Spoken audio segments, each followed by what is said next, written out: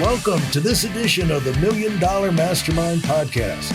This is where we pick the brains of high achievers from all walks of life and get their hard-earned, real-world insights on winning.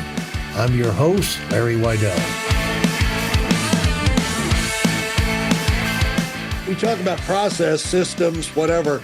Really, the growth and of a maturity of a business and growth of a business is built into how they do it and their processes and all. And the way you do it, people feel like, well, I don't know how to do that. If you just get out there and learn the business, whatever it is, and you get successful yourself, document how you do it, like you're talking about here. Or now we can go to Chat GPT and they'll tell you the outline of, they can give you the outline of it anyway. And so the thing is that you develop those things by what goes right, what gives you a little bit of a bigger result, but quicker, faster, better. But also when things go wrong, you solve that problem. But if you're smart, you build tweaks into your system so you can steer around that problem.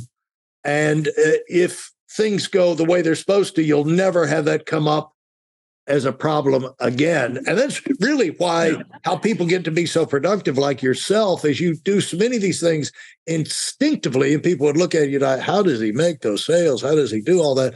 Well, you've got this track, you got lots of tracks in lots of situations of life you've learned how to run on successfully. And those are the process. You got to have a process. The alternate to that is trial and error or hit or miss or make it up as you go. And that's just not a pattern for building the next Ford Motor Company. Yeah, there's enough chaos in life, no need to add to it, Yeah. No reason. Well, and the other thing of that is behind the thing is to make things as easy as possible for yourself to be successful. And so it's not like a budget, but a budget, you can look at the budget the same way. The budget just saves you from problems, but we all have budgets. We all have limitations on time, money, resources, things we can do. And so the system, the processes allow you to get the biggest value out of what you're doing. And so as one of the things that the way I look at it, I'm sure you do, the thing about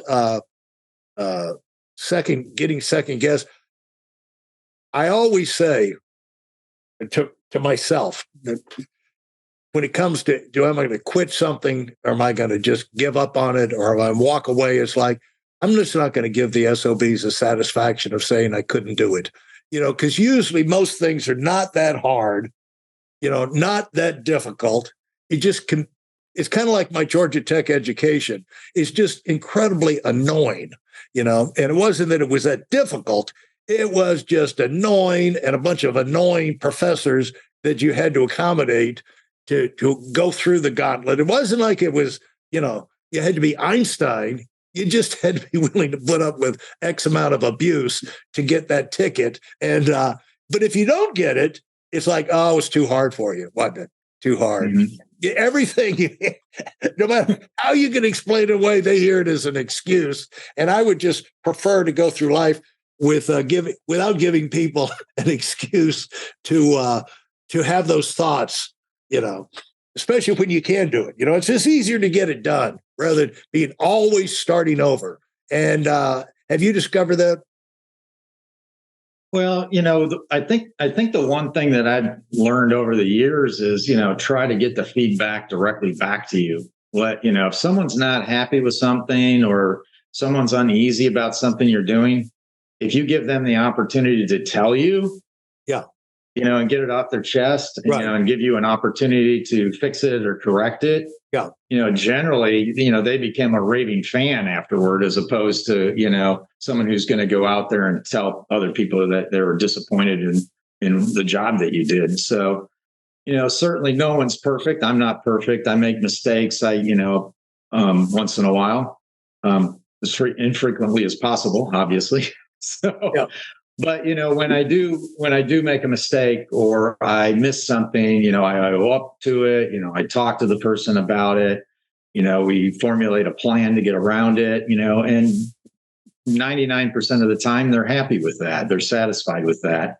And you get a better outcome that way too. But obviously, if you've got a really good sound process, you can limit the number of times you get yourself into those situations. So we go back to the process and the methods, the tools that you use, are critical to minimizing mistakes, but, you're still going to make them because you're going to get yourself in situations where it's something that you've never had to navigate before, and you might pick the wrong direction. Yeah. So when that happens, to say, oh, I picked the wrong direction. Yeah.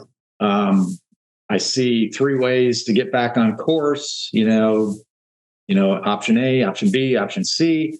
Just want to run them by you to see what your thoughts are. And, most people understand that, mistakes are made or decisions and with a lack of adequate information are made, and, they respect it, honor it, and they help out. And like I said, you can turn people into raving fans from raving lunatics. Yeah. And one of those things about getting that is to, when we're busy, like you say, your instinct, you'll notice something. But, a lot of times it's one more question asked at the right time can open up a whole new hidden world.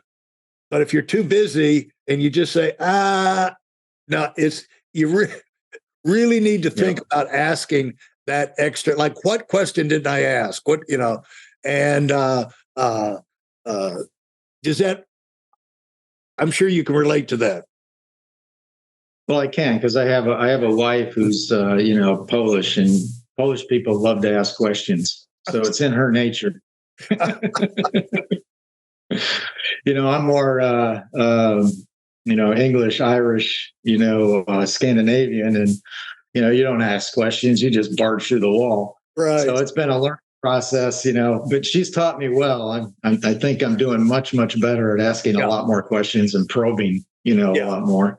Yeah, it pays off because you find out things you need to know, but you can only do that if you have that relationship with the key person. Like, all of these things seem to be tying back together. What you said right from the beginning is like, have a relationship with the decision maker, talk directly, have a system in place. And all of these come down to setting yourself up for success with everything you do and everything you say. And you've got the track record and the awards to prove you got a pretty good handle on that. Any last thing you want to pass on as we wrap this thing up? Well, I mean, you just somewhat summarized up a few things, and I'll kind of add to that. When you talk about building that relationship, it's really all about, setting expectations with that client, and clearly communicating those expectations, and then making sure that they understand those expectations, and then delivering and exceeding on them. And then if, like we talked about, if you fail, making sure you jump right on it and get it corrected.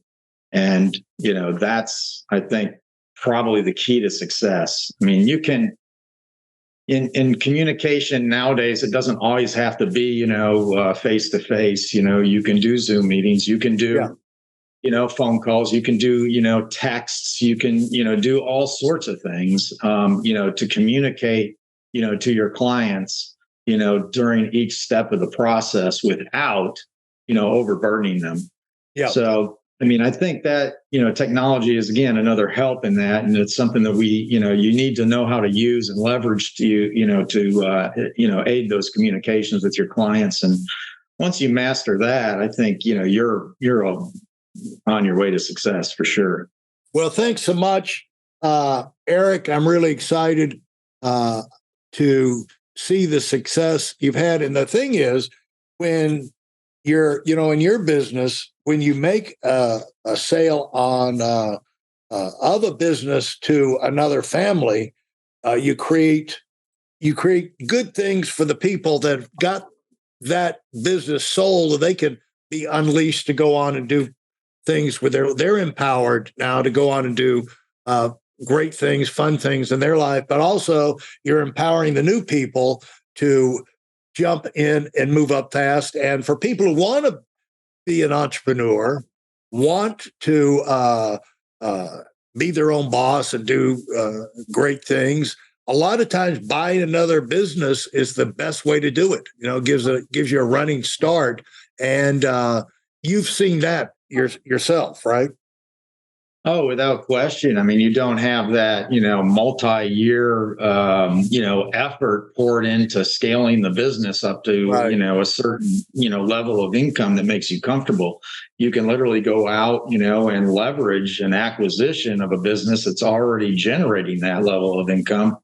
And then, if you really have that entrepreneurial spirit, you can take that business and you can put your own spin to it, after you learn it. I would recommend, not right away, but after you learn that business, put your own spin to it, put your own time and effort and energy into growing it, or, taking it in a little bit different direction, or adding product, adding services, doing things that, you might enjoy more than that base business that you purchase. Yeah. Let your entrepreneurship, your entrepreneurial spirit, take that existing business and build it versus, trying to build from scratch is so hard. It is very, very hard. But that's what even big companies do when they're going into new industries or they're wanting to expand and things like that. They're partnering up all the time. And so it is an idea that you can use possibly yourself as something one you ought to consider anyway. So thanks so much. When you do, make sure you give Eric a call. He's probably got something in his pipeline for you to take a look at. And so, Eric, thanks for talking with us. And if people want to find you, where do they find you?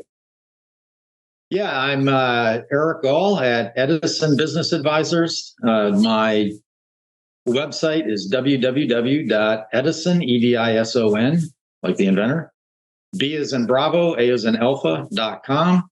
And my phone number is 239-738-6227. Thanks so much, Eric. This has been a whole lot of fun. Talk to you later. Absolutely. Appreciate it, Larry. Thanks for listening to the Million Dollar Mastermind. If you felt there were any valuable takeaways from this episode, please take a minute and leave us a 5-star review. Your feedback is important and really helps us get the word out to a wider audience. Remember, we have a valuable webinar that is absolutely free.